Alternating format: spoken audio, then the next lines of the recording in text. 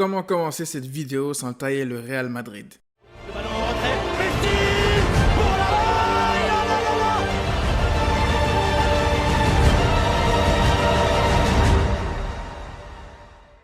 Après leur défaite face à Levante, le Real Madrid n'est plus leader de la Liga. Le Barça est repassé devant avec 2 points d'avance à seulement quelques jours du Classico. On ne pouvait pas espérer, nous, une meilleure préparation après la Manita face à Eibar. Donc le Barça revient quand même de loin parce qu'il y a encore une semaine, le Real Madrid était devant nous au classement. Donc excellente opération comptable, le Real Madrid repasse deuxième et on arrivera au Santiago Bernabéu en tant que leader. Donc ça leur rajoutera une pression supplémentaire. Le Real Madrid sera obligé de sortir, d'attaquer car seule la victoire sera un résultat positif pour eux. Nous, ça change la donne complètement. Pour nous, on n'a pas forcément besoin de gagner au Santiago Bernabéu, même si on ne se déplace pas là-bas pour espérer rapporter un point du Santiago Bernabéu. On sait, les classicos, personne n'espère un match nul à l'avance. Chacun veut gagner et j'espère que le Barça finira quand même par gagner ce classico et mettre un coup au moral du Real Madrid pour les éloigner du titre. On se concentre sur le choc qui nous attend désormais. La Ligue des Champions est de retour. On se déplace mardi au San Paolo pour défier les Napolitains. Ça va être un match ultra compliqué, je tiens à vous le dire d'avance, parce que Naples est une équipe à ne pas prendre à la légère. Mais pour la petite histoire, Naples, c'est pas la première fois qu'on les rencontre cette saison. On les a déjà rencontrés en pré-saison, en tout début de saison, et pas qu'une seule fois, parce qu'on les a affrontés à 2 reprises. La première fois, c'était un match ultra serré. On avait réussi à s'en sortir avec une victoire, avec des buts de Busquets et Rakitic. La deuxième fois qu'on les a rencontrés, par contre, c'était un match maîtrisé. Je pense d'ailleurs c'était le premier vrai gros match de Frenkie de Jong. Ça a été une masterclass de sa part ce match. Je vous invite vraiment à regarder ce match pour ceux qui ne l'ont pas vu. Des occasions de partout, du spectacle, des buts. D'ailleurs, c'était le premier but de Griezmann avec le Barça, son premier but officiel en match amical bien sûr. Un but de Suarez, un but de Dembélé. On s'était bien amusé face à eux, mais là, je pense que ça va être un tout autre contexte parce que Naples ne va pas nous accueillir en match amical, ils vont nous accueillir comme des morts de faim. À nous de leur montrer qu'on n'est pas venu non plus en visiteur. Lorsqu'on se concentre sur les matchs de poule du Barça, ça a été compliqué, on était dans le groupe de la mort, je vous le rappelle, avec Dortmund, avec l'Inter et le Slavia Prague. C'était vraiment des matchs très difficiles. Même les rencontres face au Slavia Prague étaient compliquées, donc ça a été vraiment un groupe difficile pour nous, mais on a fini par terminer premier et se qualifier à la fin. Naples non plus n'avait pas un groupe facile parce qu'ils étaient dans le même groupe, je vous rappelle, que Liverpool, champion d'Europe en titre, et Salzbourg. Salzbourg, à l'époque, ils avaient encore Erling Haaland dans leur équipe. Donc c'était vraiment quand même un groupe pas facile à gérer. Et ils ont fini par se qualifier au passage en battant Liverpool. Donc ça veut dire que cette équipe de Naples est une équipe dangereuse. Après, les choses ont changé du côté du Napoli. Il y a Ancelotti qui est parti.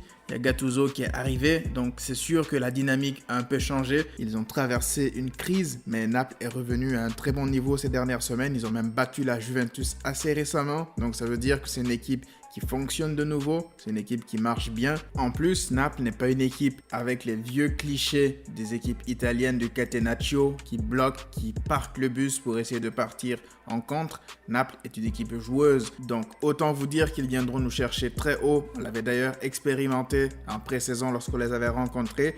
Ils n'ont pas attendu dans leur camp pour repartir en contre. Alors oui, naturellement, quand on va dépasser leur ligne offensive, ils vont se replier, mais je ne pense pas qu'ils vont parquer le bus comme ça, comme l'Atlético Madrid, en ne proposant quasiment rien offensivement. De notre côté, ça va beaucoup mieux depuis l'élimination en Coupe du Roi face à l'Athletic Bilbao. Le Barça a enchaîné des victoires, avec notamment la victoire au Benito Villamarín face au Betis Séville, avant d'enchaîner contre Retafe et enfin Eibar. Alors non, tout n'a pas été parfait, ça a été des victoires, certes, mais ça a été aussi des victoires compliquées pour certaines d'entre elles. Je repense encore à la victoire face à Retafe, je repense à la victoire face à Levante, même si on a gagné 5-0, on a quand même affiché des lacunes. J'en ai parlé dans mon débrief d'après-match, pour ceux qui ne l'ont pas vu, vous pouvez aller le revoir. On a cette fâcheuse tendance à baisser d'intensité dans certains moments du match, ou alors à mal rentrer dans nos matchs, à prendre 10-15 minutes pour commencer à bien rentrer dans nos matchs. Contre Naples, ça ne passera pas. Si on veut gagner ce match, si on veut rapporter un résultat intéressant du San Paolo, va falloir être au top dans l'intensité, dans l'envie. Parce que Naples est une équipe qui va nous imposer une intensité folle, je pense, du début à la fin du match. Ils ne vont pas baisser les bras et il va falloir qu'on se prépare à ça. Par contre, il y a quelque chose qui me fait penser que ça pourrait être une bonne performance du Barça. C'est tout simplement les matchs à l'extérieur qu'on a eu à faire face au Betis Séville et même face à l'Athletic Bilbao. Parce que durant ces deux matchs, au niveau de l'intensité, on était au top. On a imposé une intensité folle à nos adversaires du début à la fin du match. D'ailleurs, en deuxième mi-temps, nos adversaires, ils étaient complètement cramés. Après, ça reste Naples. C'est un niveau largement au-dessus du Betis et de Bilbao. Ils ont des joueurs d'un tout autre calibre. Je pense notamment à Lorenzo Insigne. Je pense aussi à Dries Mertens. C'est vraiment des joueurs mobiles qui savent prendre la profondeur, qui savent faire de bons appels, dribbler, accélérer, ont une intelligence de jeu au-dessus de la moyenne. Donc il va falloir se méfier d'eux. Mais en défense aussi, ils ont des rocks. Je pense d'ailleurs à Koulibaly, qui est très incertain pour ce match. D'ailleurs, pour moi, Koulibaly, c'est l'un des meilleurs défenseurs au monde actuellement. Donc pour moi, il fait partie du gratin. S'il doit s'absenter de ce match, s'il doit déclarer forfait, ça serait sans contredit une perte énorme pour le Napoli. Son compère en défense, par contre, c'est quelqu'un que vous connaissez tous. C'est quelqu'un qui nous rappelle de mauvais souvenirs. C'est bien évidemment Kostas Manolas qui nous a éliminés avec la Roma il y a déjà quelques années. Mais surtout, Manolas, il fait partie pour moi de ce genre, de cette caste de joueurs qui détestent profondément le Barça, qui ont une sorte de motivation supplémentaire particulière lorsqu'ils affrontent le Barça. Ça me rappelle un peu Pau Lopez, l'ancien gardien de l'Espagnol, qui donnait des coups gratuitement, qui marchait sur les chevilles des joueurs du Barça, même quand il n'avait pas le ballon. Donc Manolas, c'est un peu ce type de joueur, parce que même en pré-saison, en début de saison, il n'y a aucun enjeu et il était là à donner des coups, à être agressif envers les joueurs du Barça, à vouloir la guerre, à vouloir toujours partir en échauffourée. D'ailleurs, sa célébration lorsqu'il a marqué le 3e but face au Barça, on sent la rage dans sa célébration. On aurait dit que le type vient d'abattre son pire ennemi de l'histoire de l'humanité. Donc c'est vraiment quelque chose, moi, qui me tient à cœur. J'espère vraiment que Messi lui fera du sale, que les joueurs du Barça seront au rendez-vous parce qu'on a une revanche à prendre. Concernant les blessés, les suspendus,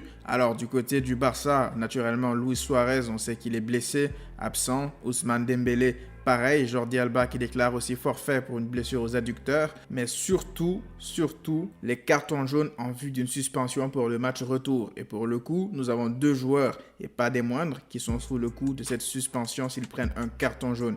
Il s'agit de Busquets et de Semedo. Donc il va falloir faire attention. Si ces deux-là prennent un carton jaune durant ce match, ils vont rater le match retour. Et Busquets et Semedo sont pour moi les meilleurs à leur poste au Barça, donc à surveiller. Du côté du Napoli, c'est Koulibaly qui est sous le coup d'une suspension avec Loriente. Donc si jamais Koulibaly joue ce match, s'il prend un carton, il sera suspendu lui aussi au match retour. Par ailleurs, ce match sera particulièrement intéressant pour le côté mythique de la chose parce que Lionel Messi va jouer au San Paolo pour la première fois. Je vous rappelle que Diego Maradona est une légende du côté du Napoli, donc ça va être quand même intéressant de voir comment Messi sera accueilli, comment lui aussi il va découvrir ce stade, comment il va performer dans ce stade. J'espère vraiment qu'il nous sortira une masterclass pour marquer le coup. Par rapport au sondage que j'ai publié sur YouTube, déjà vous êtes très nombreux à m'avoir fait remarquer que je n'ai pas mis l'option victoire facile dans les choix de réponse. Je vous le dis maintenant, ça a été fait sciemment parce que moi,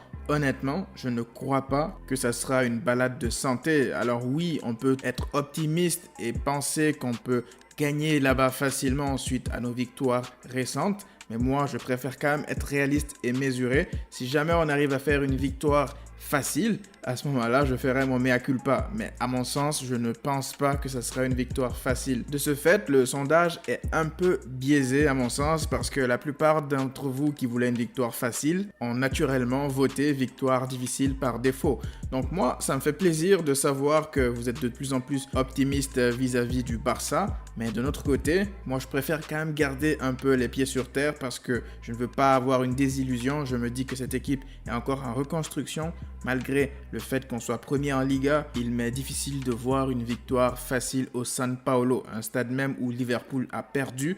Donc prudence. Le reste du sondage est quand même assez homogène. Vous êtes partagés entre les différentes options. Ça prouve quand même qu'on ne sait pas nous-mêmes quoi attendre de ce match. C'est un match de très haut niveau et c'est naturellement difficile de prédire un tel résultat. Dites-moi dans les commentaires qu'est-ce que vous attendez de cette rencontre. Est-ce que vous voulez voir un Barça conquérant? Est-ce que vous voulez voir plutôt un Barça prudent pour ne pas prendre des risques en vue du match retour? Donnez-moi vos avis dans la section commentaires, j'en discuterai avec vous. C'est déjà la fin de cette vidéo. Merci encore une fois de m'avoir suivi. On se retrouve très rapidement pour le débrief d'après-match de la rencontre en Ligue des Champions juste après le match. Ça sera un peu tard, mais le débrief sera quand même là. On n'oublie pas de partager, de liker et de vous abonner si ce n'est pas encore fait. D'ici là, moi je vous dis, prenez tout soin de vous et à très vite.